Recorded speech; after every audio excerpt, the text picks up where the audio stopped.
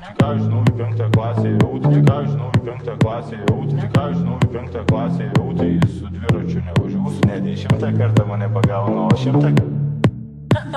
Aš nedaug avarijų turėjau, gal 100.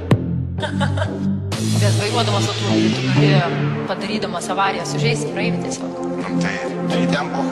Viskas ir sėsi į kalėjimą sėkmingai. Nepadariau. Tai dar ne.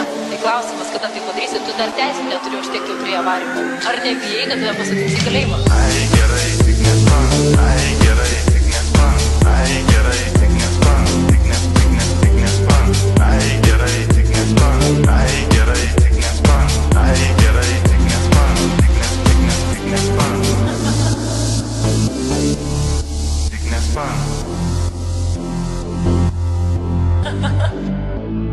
Tik nespan.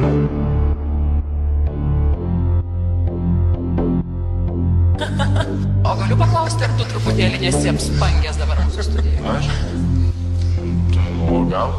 Iš kur tu gauni pinigų šiandien?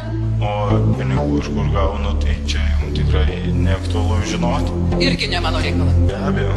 Ramūnai, vienas toksai pastebėjimas po šitos televizijos laidos, tu neabejotinai išgarsėsi. Lazdijose bent jau. Visi tave Lazdijose, manau, kad jis jau labai garsus. jau garsus, jis labai toksai yra toks paradoksas, lietuvai pasirodai per televiziją.